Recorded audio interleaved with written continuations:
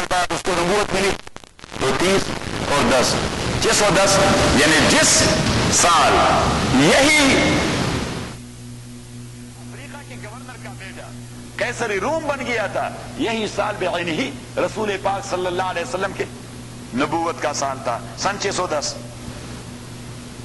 خسرو پرویز نے اگرچہ اپنے گورنر کے حوالے سے ان سب کا خاتمہ کر دیا تھا، لیکن پھر بھی اس نے اپنی جنگ جاری رکھی، اور اس جنگ کو اس نے رنگ دے دیا مجوسیت اور مسیحیت کی جنگ کا، کیونکہ خسرو پرویز وہ تھا مجوسی اور جن سے لڑ رہا تھا وہ تھی مسیحی، تو مجوسیت اور مسیحیت کا رنگ دے دیا تھا۔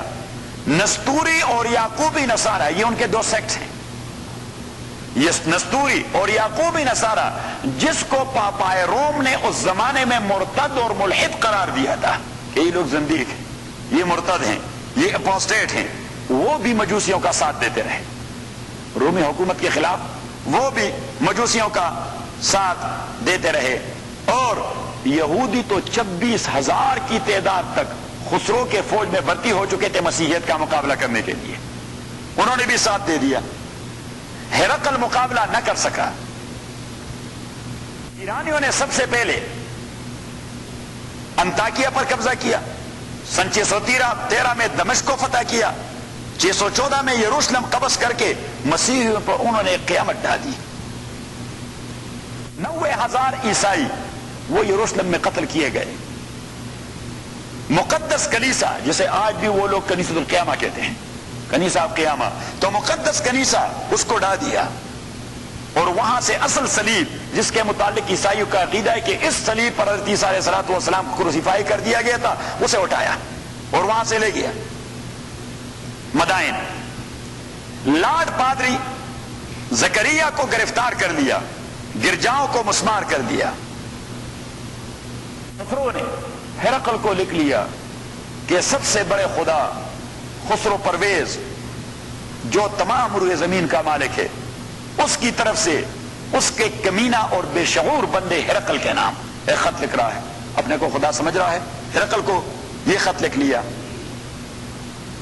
1 سال کے اندر اندر ایرانی اردن، فلسطین، جزیرہ نما سینا، اس پورے علاقے پہ قابض ہو گئے۔ وہاں اسی زمانہ میں اہل مکہ کے ساتھ حضور علیہ الصلوۃ والسلام کی نظریاتی جنگ جاری تھی، وہاں یہ نظریاتی ٹسل ہو رہا تھا، حتیٰ کہ 615 میں کچھ مسلمان حبشہ بھی چلے گئے۔ وہاں پہ یہ نجاشی بادشاہ جو تھے، یہ رومیوں کے حلیف تھے، اس نے ان کو پناہ دے دی۔ اسی پناہ دینے کے حوالے سے اہل مکہ ان لوگوں کو رومیوں کا ہم نوا سمجھنے لگے، اور تبھی انہوں نے بغلیں بجائی خسرو پرویز کی کامیابی پر، جس کی بازگشت یہاں سورہ روم میں حضرت ابوبکر رضی اللہ تعالیٰ کا واقعہ جو میں نے آپ کو بتا دیا۔ اس وقت یہ بشارت بظاہر ایک ناممکن امر تھا۔ 1919 میں پورا مصر بھی خسرو کے پاس تھا، اور مجوسی یہ طرابلس تک پہنچ گئے تھے۔ 617 میں قسطنطنیہ پہ بھی قبضہ کر دیا۔ قیصر نے صلح کی درخواست کی، لیکن خسرو نے کہا کہ نہیں، آپ کو پابہ زنجیر لایا جائے گا اور آپ سے آگ کی پوجا کروائیں گے، مجوسی بنائیں گے۔ لہذا قیصر نے قسطنطنیہ چھوڑا اور قرطاجنہ یعنی تیونس، جو آج کا ٹیونس ہے، وہاں پہ اس نے سکونت اختیار کر لی۔ 622 میں ہجرت ہوئی، ادھر قیصر نے قسطنطنیہ سے نکل کر بحر اسود کے راستے حملہ کر دیا۔ کلیسا کے بڑے پادری سے اس نے مدد مانگی، اور اس نے اس زمانے میں سود پر ڈھیر سارا پیسہ دے دیا قیصر کو جنگ کے لیے۔ ہرقل نے 623 میں آرمینیا سے شروع کیا، 624 میں آذربائیجان میں گھس کر زارتشی مجوسی اپنے پیغمبر کہتے ہیں اس کو، تو زارتش کے مقام پیدائش یعنی ارمیا کو تباہ کر دیا، اور آتش کدہ جو حشر انہوں نے کنیسۃ القیامہ سے کر دیا تھا، تو قیصر نے وہی حشر آتش کدہ ایران کے ساتھ کر دیا۔ اور پھر 627 میں نینوا یعنی موصل کی لڑائی لڑی گئی، اس سے یعنی ایرانیوں کی کمر وہ ٹوٹ گئی۔ 628 میں خسرو کے ہاں بغاوت ہو گئی، خسرو کو قید کیا گیا، اس کے 18 بیٹے تھے ان کو قتل کیا گیا، چند دن بعد اسی سال 628 میں صلح حدیبیہ جسے قرآن نے فتح عظیم کہہ دیا ہے وہ بھی رونما ہوا۔ اب جس وقت سب سے پہلی فتح رومیوں نے حاصل کر دی، کس پر؟ خسرو پر اور ایرانیوں پر، یہ بعین ہی وہی دن تھا جس دن رسول پاک صلی اللہ علیہ وسلم غزوہ بدر میں کفار مکہ کے خلاف لڑتے لڑتے کامیاب ہو گئے۔ تو وہ دونوں چیزیں اللہ کریم نے صادق کر کے دکھائی۔ آپ ذرا نیچے دیکھیں، الف لام میم، الف اللہ، لام لطیف، بڑا باریک بین ہے، اسے باریک چیزوں کی بھی خبر ہے جو لوگوں کے خواب و خیال میں نہیں آتا۔ اور محمود العاقبہ، انجام صرف اللہ کا نیک ہے، باقی کسی کا انجام بھی کسی وقت برا ہو سکتا ہے، تو آپ کیوں بغلے بجاتے ہیں؟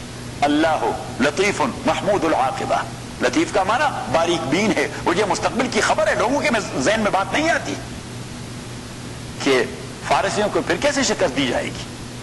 محمود العاقبہ، انجام صرف اللہ کا محمود ہے، باقی کسی کے انجام کا پتہ نہیں لگتا۔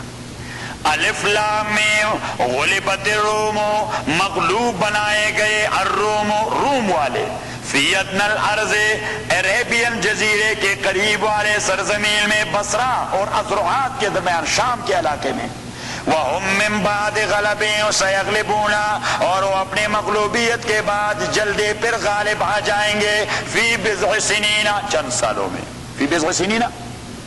اب حضرت ابوبکر نے جو شرط باندھ لی، تو شرط اگر جانبین کی طرف سے ہو، دونوں جانب کی طرف سے، یہ قمار ہے، یہ جوا بازی ہے۔ تو اس زمانے میں جوا حرام نہیں تھا، تبھی حضور علیہ الصلوۃ والسلام نے توثیق کروا دی۔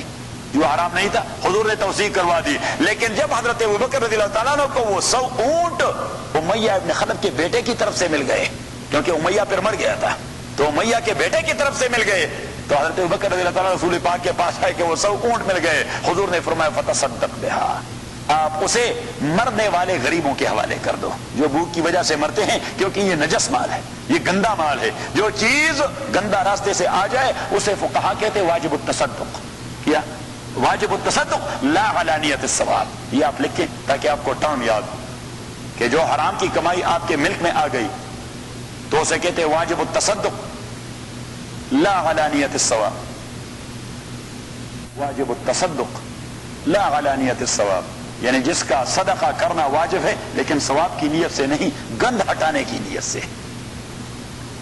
کہ مردار کتا گھر میں پڑا ہوا ہے، اسے باہر نکالنا ہے، تو کسی کا کام اس سے چل جائے گا اور آپ کو گند سے نجات مل جائے گی۔ کیونکہ اگر آپ نے ثواب کی نیت کر دی حرام مال پر، تو اٹ مینز کہ you are going to consider it as a حلال one, and when you will consider a حرام ایز حلال، دیٹ از سلب ایمان، یہ تو ایمان کے زوال کا خطرہ ہے۔ تو ثواب کی نیت سے آپ نے نہیں دینا، کس نیت سے دینا ہے کہ گند نکل جائے۔ فی بضع سنین للہ الامر من قبل ومن بعد، یہ ہے اصل عقیدہ۔ اب اللہ کریم نے فرمایا کہ میں نے ان کو ان کا جواب پتھر سے دے دیا، لیکن فارسی غالب آئے وہ بھی کافر، رومی غالب آئے وہ بھی کافر۔ آپ تو نہ رومیوں کے تسلط پہ یقین رکھنے والے ہیں، نہ فارسیوں کے، نہ رومیوں کو سپر پاور ماننے والے ہیں، نہ فارسیوں کو۔ للہ الامر من قبل ومن بعد، جب رومی مغلوب تھے تب بھی اللہ سپر پاور، اور جب رومی غالب آ گئے تب بھی اللہ سپر پاور۔ آپ کا عقیدہ یہ ہونا چاہیے۔ اور فرمایا وَيَوْمَئِذٍ يَفْرَحُ الْمُؤْمِنُونَ بِنَصْرِ اللَّهِ، اور یہ وہی دن ہوگا جس دن اللہ کی امداد پر مسلمان بھی خوش ہوتے جائیں گے۔ تو مسلمان وہاں بدر میں غالب آ گئے، یہاں سے اطلاع آ گئی کہ رومیوں نے بھی خسرو کا بیڑا غرق کر دیا۔ الحمدللہ رب العالمین، والصلاة والسلام علی رسول محمد وآلہ وصحبہ اجمعین۔ اللہم ذکرنا من القرآن ما نسینا وعلمنا منه ما جہلنا واذکرنا ذکرا وتوفنا عن الوانا النهار، اللہ خیر حافظا وارحم الراحمین۔ سورہ عنکبوت کے ساتھ اس کا ربط یہ ہے، کیونکہ رات میں نے ذکر کر دیا تھا کہ اللہ کے ہاں قرآن کریم اسی آرڈر اور اسی ترتیب میں ہے، لہذا ہر آنے والے سورت کا کوئی تعلق ہوتا ہے گزرنے والے سورت کے ساتھ۔ تو سورہ عنکبوت کا مرکزی موضوع تھا کہ ایمان صرف یہ کافی نہیں کہ آمنا یا کلمہ پڑھ لیا، آپ نے مصائب فیس کرنے ہیں، آپ نے مشکلات فیس کرنے ہیں، تو مصائب آتے رہیں گے۔ اب اس سورہ روم میں اللہ کریم فرماتے ہیں کہ مصائب کے بعد آپ پہ خوشی بھی آئے گی، مصائب کے بعد آپ کو فتح بھی نصیب ہوگی۔ تو رات میں نے ذکر کر دیا تھا کہ فلسطین اور شام کی سرزمین پر قیصر روم جو اہل کتاب تھا اسی کی حکومت تھی. حضور علیہ الصلوۃ والسلام کے پیدائش کے موقع پر دو قوتیں دنیا پہ مسلط تھی. ایک کو کہتے تھے فارس اور دوسرے کو کہتے تھے روم. روم کے سربراہ کا آفیشل ٹائٹل تھا قیصر اور فارس کے سربراہ کا آفیشل ٹائٹل تھا کسرا. تو حضور علیہ الصلوۃ والسلام جب دعوت آپ نے شروع کی اہل مکہ کے سامنے اور اہل مکہ نے حضور علیہ الصلوۃ والسلام اور ان کے ساتھیوں پر مصیبتوں کے پہاڑ توڑ ڈالے. اسی اثنا میں قیصر اور کسرا کی ایک جنگ ہوئی. رات میں نے تفصیل بتا دی تھی. بصرہ اور ازروحات کے درمیان قیصر کو شکست فاش ہو گئی حتیٰ کہ وہ خسرو کے مقابلے میں نہ جم سکا چونکہ وہ کتابی تھے اور کسرا وہ آتش پرست مجوسی تھے. یا بالفاظ دیگر فارس والے وہ فیبریکیٹڈ دین کے تابع دار تھے, خود ساختہ دین کے, اور قیصر روم والے وہ دعوے دار تھے آسمانی دین کے. تو یہاں مشرکین مکہ نے قیصر کی شکست پر بغلیں بجائی, مسلمانوں کو تانے دیے کہ وہاں پہ کتابیوں کا یہ حشر ہوا, یہاں آپ بھی اس آسمانی دین کا دعویٰ کر رہے ہیں, آپ کا بھی یہی حشر ہوگا. وہاں ان کو مار پڑی, یہاں آپ کو مار پڑے گی. اب فی نفسی ہی تو روم کے ساتھ حضور کی کوئی ہمدردی نہیں تھی, لیکن مشرکین مکہ نے از خود ایک تقسیم بنیاد ڈال دی کہ وہ آپ کے گروپ اور یہ مجوسی ہمارے گروپ. ہماری گروپ کامیاب ہو گئی, آپ کا جو گروپ ہے, جس طرح آج سے چند سال پہلے دنیا میں دو بلاک تھے, صحیح, تو کوئی سوشلسٹ کمیونسٹ بلاک کے ساتھ لگا ہوا تھا اور کوئی کیپٹلسٹ بلاک کے ساتھ, صحیح. تو اگر کیپٹلسٹ بلاک میں کسی کو کامیابی ہوتی تو اس کے حوالی پوری دنیا میں بغلے بجاتے, اور اگر کمیونسٹ بلاک کو کامیابی ہوتی تو اس کے حوالی اور ان کے ساتھی وہ پھر بغلے بجاتے. مشرکین مکہ نے اسے ایک پولیٹیکل مسئلہ کنسیڈر کر دیا اور پولیٹیکل بنیاد پر کتابیین کی شکست کو انہوں نے مسلمانوں کے تانے کا ذریعہ بنا دیا. تو اللہ کریم کی غیرت جوش میں آئی اور ایک اطلاع دے دی کہ غلبت الروم فی ادنى الارض وهم من بعد غلبهم سيغلبون.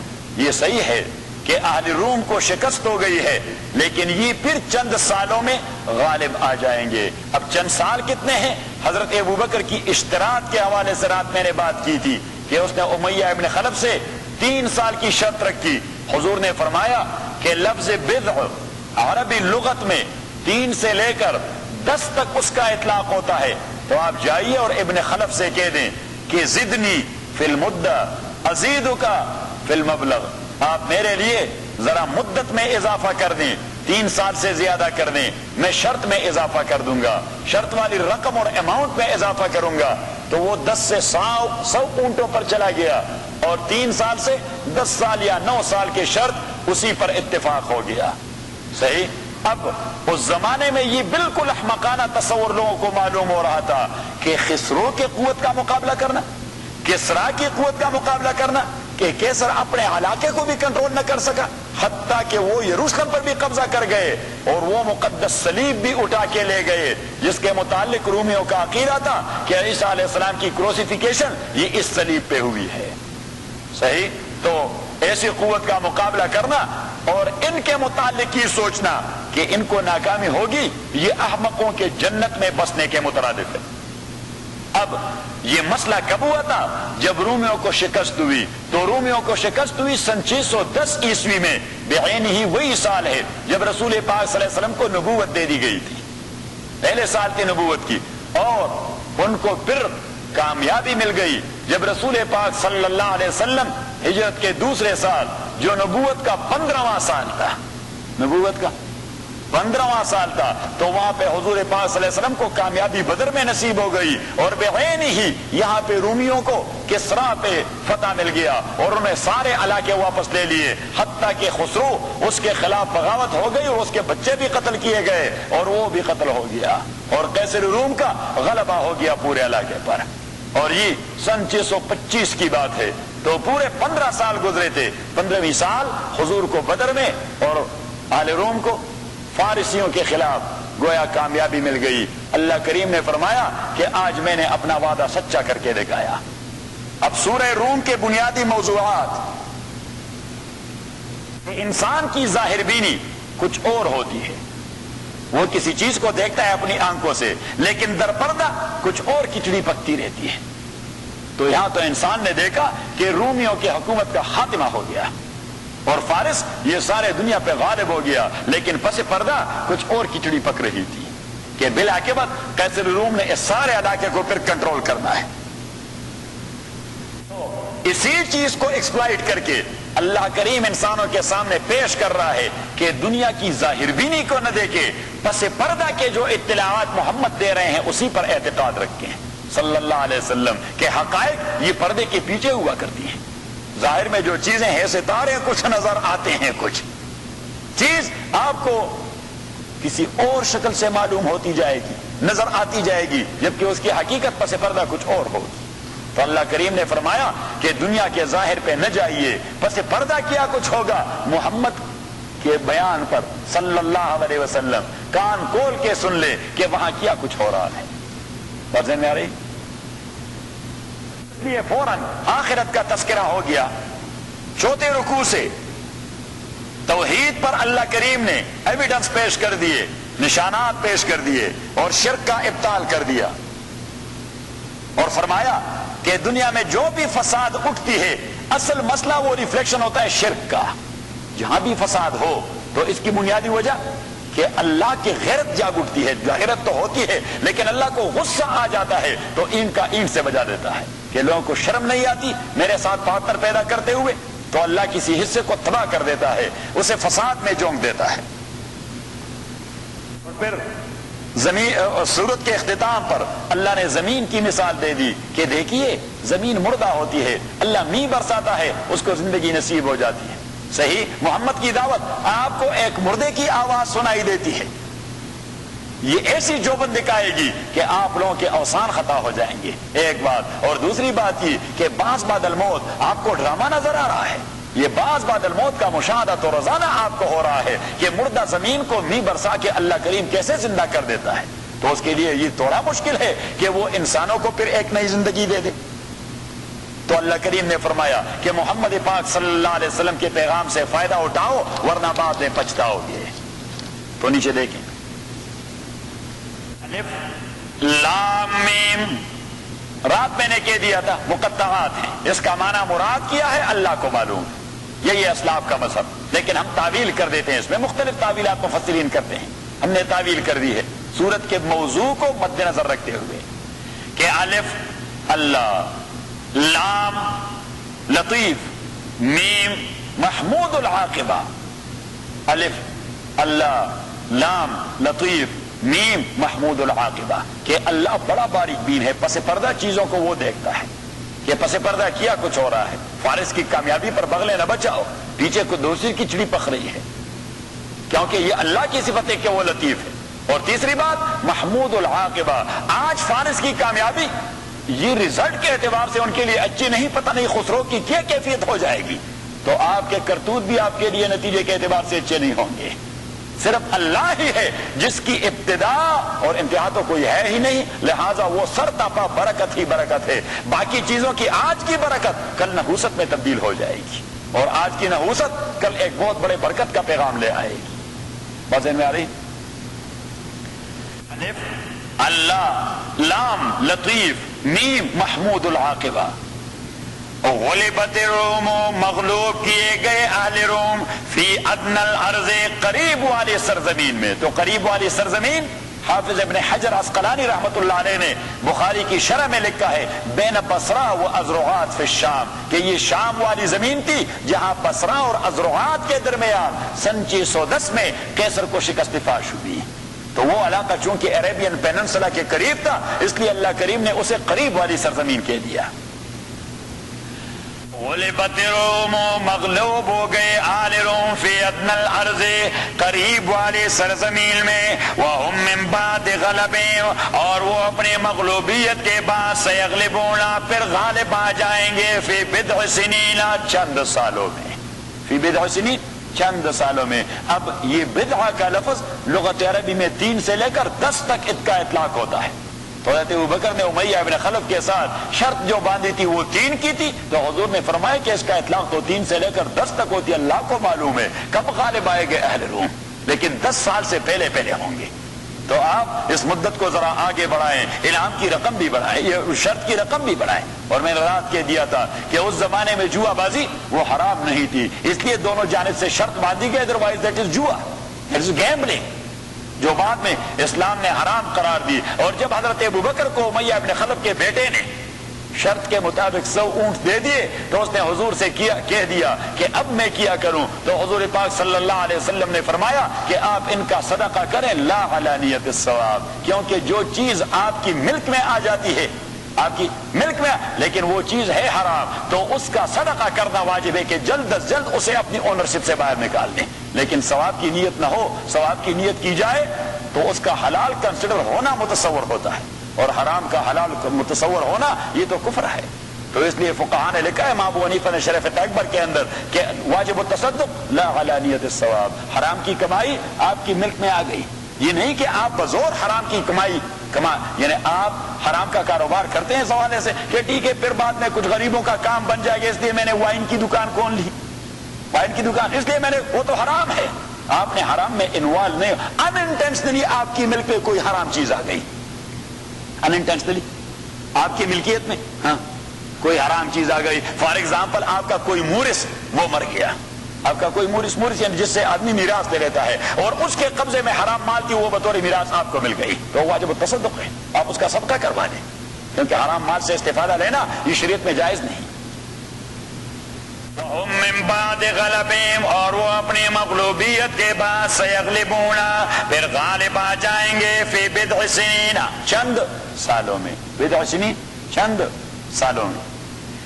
لیکن اب اللہ کریم نے فرمایا کہ یہ تو صرف میں نے مشرکین مکہ کو جواب دے دیا کہ وہ بغلیں کیوں بجاتے ہیں، انہیں رومیوں کے شکست پر خوشی ہوئی ہے، رومیوں کی شکست پر خوشی ہوئی ہے، تو اللہ کریم نے فرمایا میں نے ان کو جواب دے دیا کہ یہ خوشی آپ لوگوں کی عارضی ہے، رومیوں کو پھر کامیابی نصیب ہوگی فی بضع سنین، چند سالوں میں. لیکن جہاں تک آپ لوگوں کا تعلق ہے او مسلمانوں، آپ کا رومیوں کے غلبے سے کیا تعلق اور فارسیوں کے غلبے کے ساتھ کیا تعلق، یہ بھی کافر وہ بھی کافر، یہ بھی کفر امپلیمنٹ کر چکے، وہ بھی کفر کو فالو کر رہے ہیں. جبکہ مسلمان کا عقیدہ اللہ کی حاکمیت، مسلمان کا عقیدہ اللہ کی حاکمیت، کیونکہ وہ تو نہ قیصر کو سپر پاور ماننے کے لیے تیار ہوتے ہیں نہ کسرا کو سپر پاور مانتے ہیں. مسلمان کا عقیدہ ہے ایک ہی superpower and that is اللہ. تو اس لیے اللہ کریم نے فوراً سپر پاور کا تصور ختم کر دیا کہ سپر پاور از اونلی اللہ.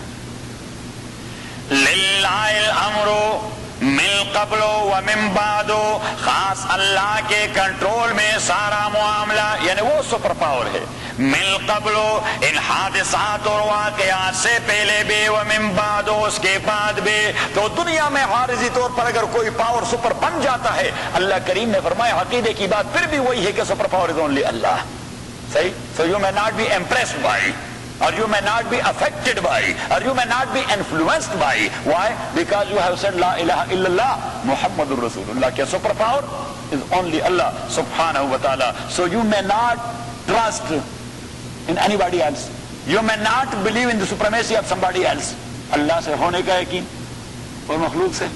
جماعت والے بار بار کیا تکرار کرتے ہیں، یہی ہے سپریمیسی کا تصور، اللہ سے ہونے کا یقین اور مخلوق سے کچھ نہ ہونے کا یقین. کہ مخلوق چاہے جتنی بڑی قوت کیوں نہ بنے، کل کلان کوئی پتہ نہیں لگتا کہ پس پردہ کیا کھچڑی پک رہی ہے. وزن میں آ گئی تو اللہ کریم نے کلیئر کر دیا. للہ الامر، اب امر کا ایک معنی ہے لغت عربی میں آرڈر، کیا آرڈر حکم، اور امر کا دوسرا معنی ہے معاملہ. امر کا دوسرا معنی ہے معاملہ، اور امر کا تیسرا معنی ہے نظام اور سسٹم، اور امر کا چوتھا معنی ہے سپریمیسی.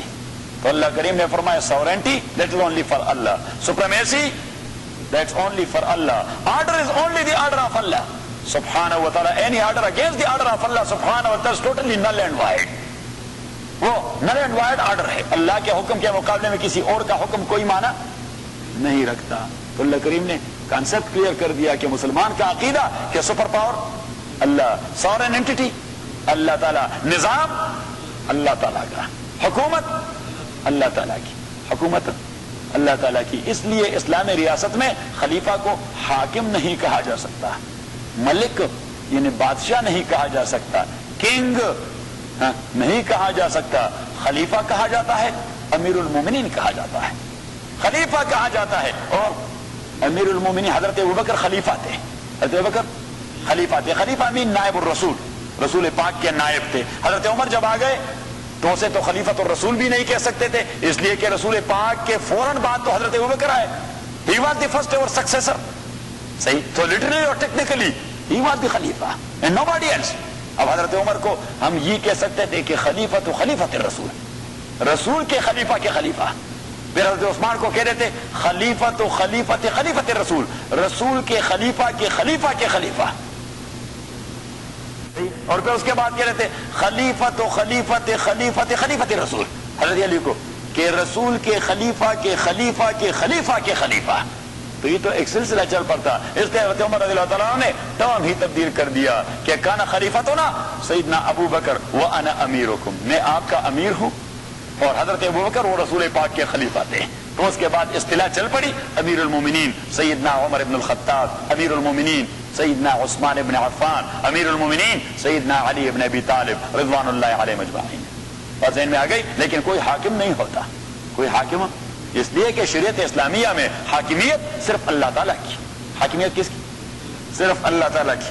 آپ ذرا نکالیں سورہ انعام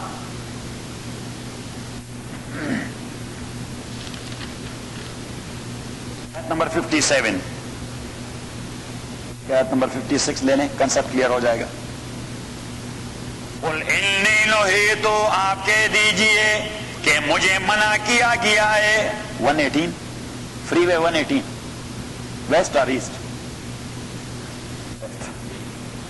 page number 118. What I said, free way 118 56. اب کہاں گئے ہیں؟ آیت نمبر 56. قل انی نہیت ان اعبد الذین، آپ کہہ دیجئے او میرے نبی انی نہیت، مجھے منع کیا گیا ہے ان اعبد الذین، کہ میں بندگی کر دو اس مخلوق کی تدعون من دون اللہ، جنہیں آپ پکارتے اللہ کے علاوہ. قل آپ کہہ دیجئے لا اتبع اہواءکم، میں آپ کے خواہشات کو نہیں فالو کر سکتا. اللہ کے علاوہ کسی اور کی بندگی کرنا خواہشات پہ ڈیپینڈ کرتا ہے. That is mere lust and desire. اللہ کے علاوہ کسی اور کو مشکل کشا اور کارساز کہہ دینا mere desire and lust. یہ شہوات ہیں، یہ خواہشات حقائق سے اور ریالٹی سے اس کا کوئی تعلق. تو لا اتبع اہواءکم، میں خواہشات کو تو نہیں فالو کر سکتا. وللت اذن، اگر میں نے فالو کیا آپ کے خواہشات کو، وللت اذن، تو میں تو گمراہ ہو گیا ہوں گا. وما انا من المعتدین، اور میں ہدایت یافتہ لوگوں میں سے نہیں رہوں گا. قل آپ کہہ دیجئے انی علی بینۃ من ربی، کہ میں علی بینۃ من ربی، ایک کلیئر کٹ راستے پر جا رہا ہوں جو میرے پروردگار کے جانب سے مجھے دیا گیا ہے. بینہ ایک ایسے راستے کو کہا جاتا ہے جس پر کوئی خطرہ اور خدشہ نہ ہو، جہاں پہ کوئی ہینڈرنس اور ہرڈل نہ ہو. بھئی ایک کلیئر کٹ راستہ. وَكَذَّبْتُمْ بِهِ، اور آپ لوگوں نے اس راستے کو یا اس بیان کو جھٹلایا. مَا عِنْدِي مَا تَسْتَعْجِلُونَ بِهِ، میرے اختیار میں نہیں وہ عذاب جسے آپ مجھ سے مانگتے ہیں، کیونکہ عذاب کا ایک اسپیسیفک ٹائم ہے. اللہ کریم یہ عذاب لانے والا ہے، میں عذاب دینے والا نہیں. آپ بار بار مجھ سے کیوں مطالبہ کرتے ہیں؟ ان الحکم الا للہ، نہیں ہے حاکمیت مگر صرف اللہ کی. ان الحکم الا للہ، حاکمیت صرف اللہ کی. یقص الحق، وہ اللہ تعالیٰ بیان کر دیتا ہے الحق کا حق. وہو خیر الفاصلین، اور وہی بہترین بیان کرنے والے ہیں. تو بہترین بیان کرنے والے کے نظام اور حاکمیت کو فالو کرنا، اسی نے جو آرڈر دینے ہیں اسی کو فالو کرنا. آپ ابھی جائیں سورہ الاعراف، اسی کے بعد جو سورت ہے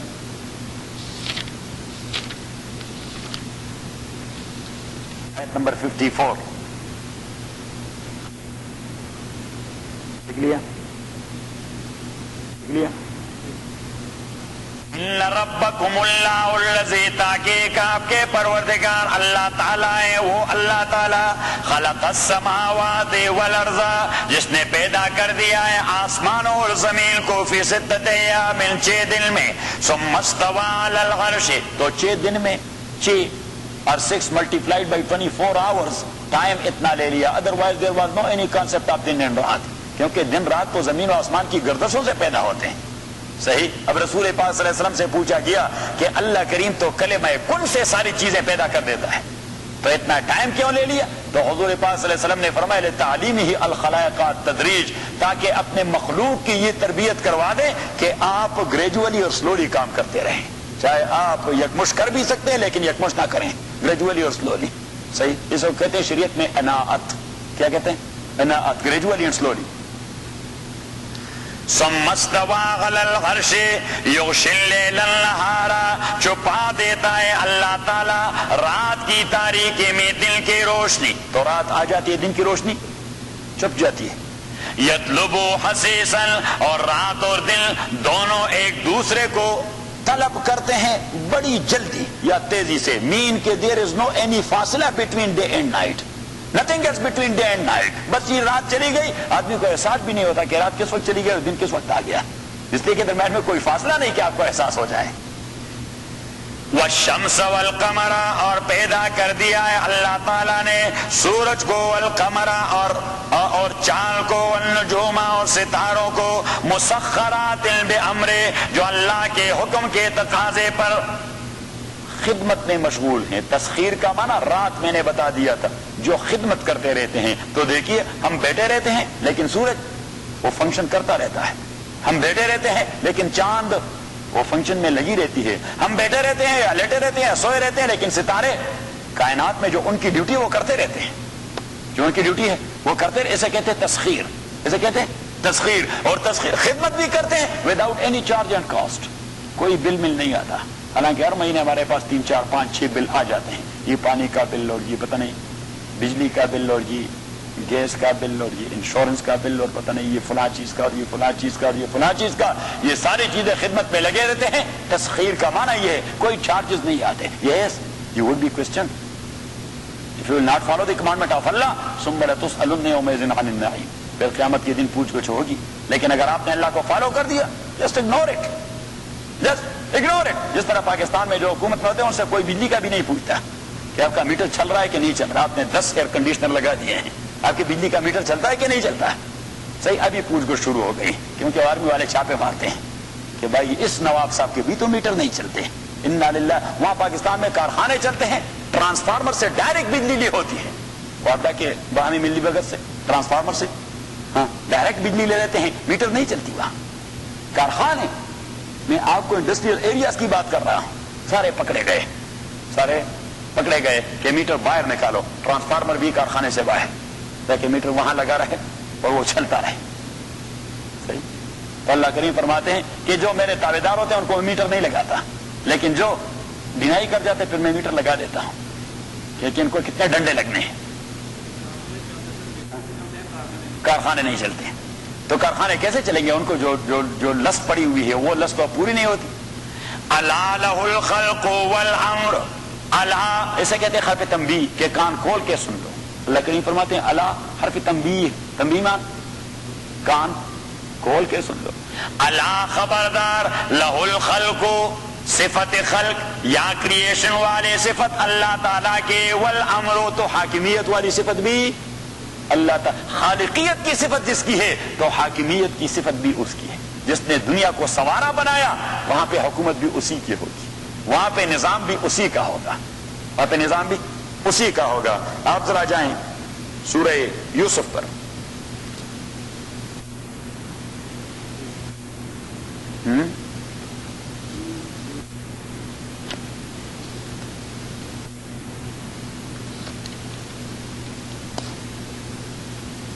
نمبر 39.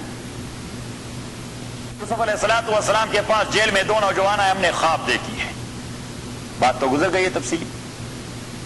خواب دیکھا، اس کی تعبیر یا صاحب السجن. اب یوسف علیہ السلام کیونکہ جو دعوت والے ہوتے ہیں جو دعوت والے وہ دعوت کی بات سب سے پہلے کر جاتے ہیں. دعوت والے دعوت کی بات پہلے کر جائیں گے. پہلے ہماری بات سنو، یہ ہماری والے آپ والے سے زیادہ اہم ہے، کیونکہ دین کی بات تو ساری چیزوں سے اہم ہے. حضرت یوسف علیہ السلام جیل میں ہیں، 2 آدمی آئے ہیں ان سے خواب کا فتویٰ پوچھنے. یوسف علیہ السلام نے کہہ دیا پہلے تو میرا سنیے. یا صاحب السجن، اور میرے جیل کے 2 ساتھیوں، ارباب متفرقون خیر، کیا ڈھیر سارے مالک جو کسی نے اپنے لیے بنائے ہو وہ بہتر ہو سکتے، ام اللہ ہو، یا اللہ تعالی جس کو آدمی اپنا مالک بنا دے. الواحد، وحدت اور ایک ہونا اس کی ذاتی صفت ہے. دیکھیے مجھے دیکھیے، واحد یعنی وحد، ایک ہونا میری عددی صفت ہے، یہ ذاتی صفت نہیں، میری عددی صفت ہے. یعنی عدد میں ایک ہوں، ادروائز اب سارے بیٹے ہیں. مزے میں آ گئی. لیکن اللہ کی یہ ذاتی صفت ہے کہ وہاں پہ اس نے نیت اور دوئی کا کوئی تصور ہوتا نہیں. ام اللہ الواحد، یا اللہ تعالیٰ جو ایک ہی ہے، القہار اور غالب ساری چیزوں پر. یہ القہار واحد کے بعد اس لیے کہہ دیا کہ ایک آدمی ڈھیر سارے کام نہیں کر سکتا، ایک آدمی ڈھیر سارے. تو جب ہم نے کہہ دیا کہ اللہ کریم ہی از دا اونلی ون، ڈھیر سارے کام اس طرح ادھورے پڑے رہیں گے. صحیح، جس طرح ہم کہہ دیں کہ بھائی صرف بورڈ والے مسجد کے سارے کام نہیں کر سکتے، والنٹیئر چاہیے. کیا چاہیے؟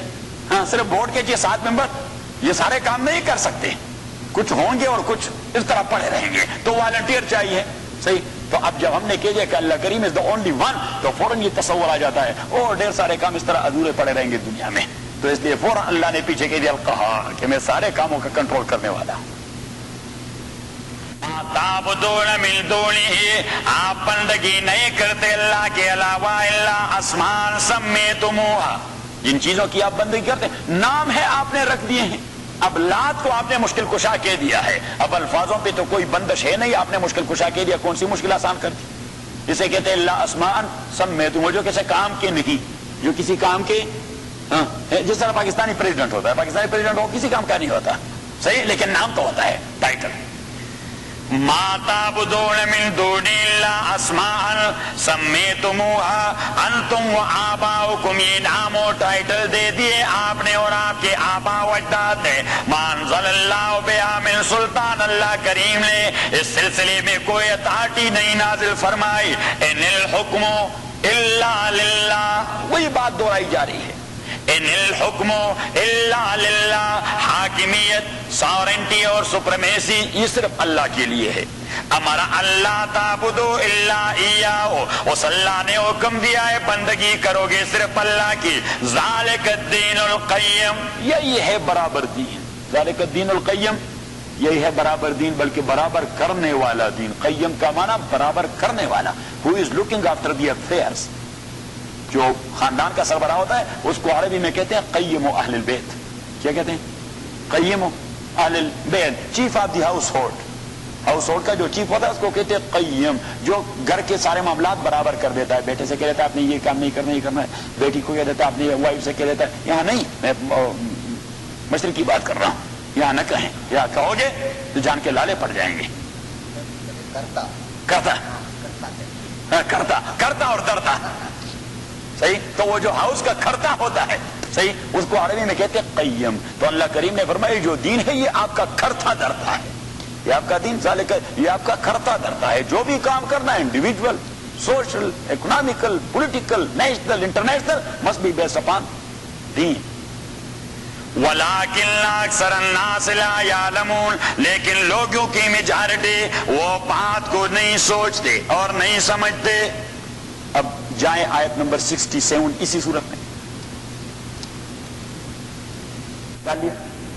وَقَالَ يَا بَنِيَّ، یعقوب علیہ السلام نے کہہ دیا او میرے بیٹو، لَا تَدْخُلُوا مِن بَابٍ وَاحِدٍ، لا تدخلوا من باب واحد، آپ داخل نہ ہو ایک دروازے سے ایک ساتھ. وادخلوا من ابواب متفرقہ، اور آپ داخل ہو جائیے مختلف دروازوں سے. وما اغنی عنکم من اللہ، کیونکہ حضور پاک صلی اللہ علیہ وسلم فرماتے ہیں کہ آنکھوں سے جو لیئرز نکلتی ہیں، جو ریز نکلتی ہیں، جو شعاعیں نکلتی ہیں، اس کا کبھی کبھار اثر ہو جاتا ہے آدمی پر. ماشاءاللہ چودھری صاحب آج تو بڑے خوبصورت نظر آ رہے ہیں، اور چودھری صاحب کو ایٹ دا مومنٹ سر درد شروع ہو جاتا ہے. یہ ریزز کا اثر ہوتا ہے، جسے ہم کہتے ہیں نظر بد. کیا کہتے ہیں؟ نظر بد. اور حضور پاک صلی اللہ علیہ وسلم کو ایک بار بخار ہو گیا تھا، حضرت جبریل امین آئے تو حضور علیہ السلام نے اس سے کہہ دیا کہ جبریل ذرا مجھے دم کر دے، بڑی تکلیف ہو رہی ہے مجھے. دم تو جانتے ہیں نا، ذرا کوئی دعا پڑھیں، کوئی آیت پڑھیں، حدیث کے کچھ کلمات پڑھیں، کوئی متبرک الفاظ پڑھیں، دم کر دیں مجھے. تو جبریل امین اس نے دم کر دیا، بسم اللہ ارقیک من کل شیء یؤذیک من شر کل نفس وعین حاسد اللہ یشفیک بسم اللہ ارقیک. اللہ کے نام سے میں آپ کو دم کرتا ہوں. من کل شیء یؤذیک، ہر اس چیز سے جو آپ کو ضرر پہنچا سکتا ہے. من شر کل نفس، ہر ایک نفس کے شر سے. وعین حاسد، اور نظر بد سے. اللہ یشفیک، اللہ کریم آپ کو شفا دے دے. بسم اللہ ارقیک، میں اللہ کے نام سے آپ کا رقیہ کر لیتا ہوں. ہاں یہ پڑھنی چاہیے، تو میں نے آپ کو اجازت دے دی، آپ ٹیپ سے یاد کر دیں. اور جب بھی کوئی بچہ، بڑا بوڑھا، مرد عورت جو بھی بیمار ہو تو پڑھا کریں کہ بسم اللہ ارقیک من کل شیء یؤذیک من شر کل نفس وعین حاسد اللہ یشفیک بسم اللہ ارقیک. صحیح. میں تو کسی بچے کے لیے لکھ بھی لیتا ہوں کہ یہ آپ لے لیں، اپنے پرس میں رکھیں، جیب میں رکھیں، جہاں بھی رکھیں. بسم اللہ ارقیک،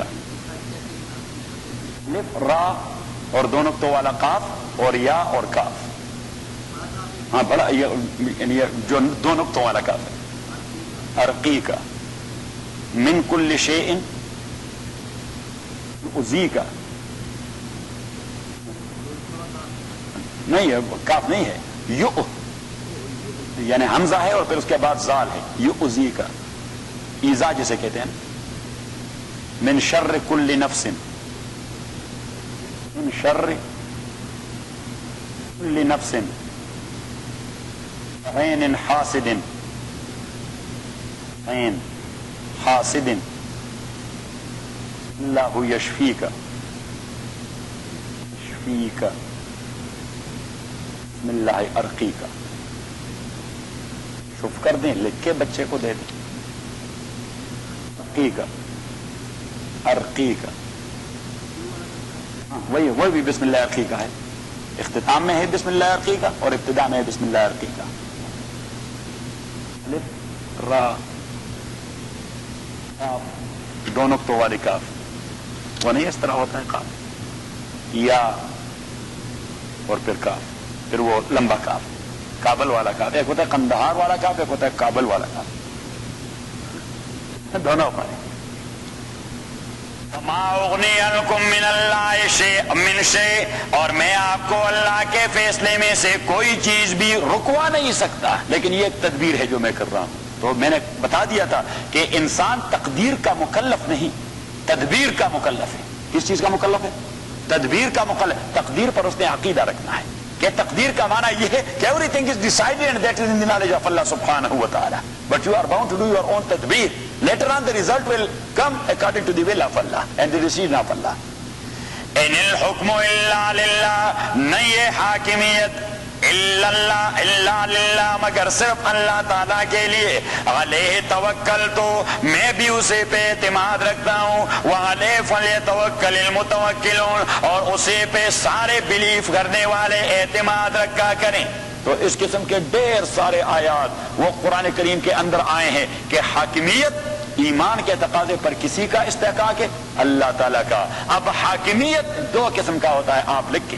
ایک کو کہتے ہیں تکوینی نظام، تکوینی نظام، اور دوسرے کو کہتے ہیں تشریعی نظام. تکوینی نظام میں اللہ تعالیٰ نے کسی کو کوئی اختیار نہیں دیا.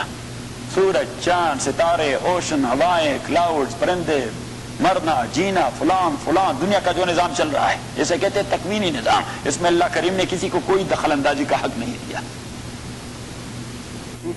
تکوین is according to the will of Allah subhanahu wa ta'ala and wholly solely controlled by Allah subhanahu wa ta'ala.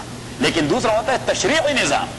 تشریعی نظام وہ سسٹم جو اللہ کریم نے مسلمانوں کو دے دیا ہے قرآن اور پیغمبر کی سنت کی شکل میں. اس کا اختیار دے دیا ان انسانوں کو کہ کون اس پر عمل پیرا ہوتا ہے، کس حد تک، کہاں کہاں امپلیمنٹ کرتا ہے. جہاں نہیں کرتا اور وہاں کرنا ہے he would be questioned and he would be punished. کہ اللہ کی حاکمیت کا تقاضا ہے.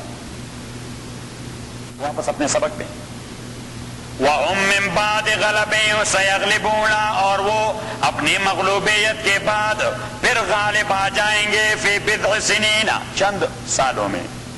لیکن اب اللہ کریم نے فرمایا روم سپر پاور بنے، پولیٹیکل اصطلاح، فارس سپر پاور بنے، پولیٹیکل اصطلاح۔ اللہ کریم فرماتے ہیں مسلمانوں کا اس سپریارٹی اور سپریمیسی سے کوئی تعلق ہے نہیں، مسلمانوں کا عقیدہ اللہ از سپریم اینڈ ساورن۔ للہ الامر، اللہ کے لیے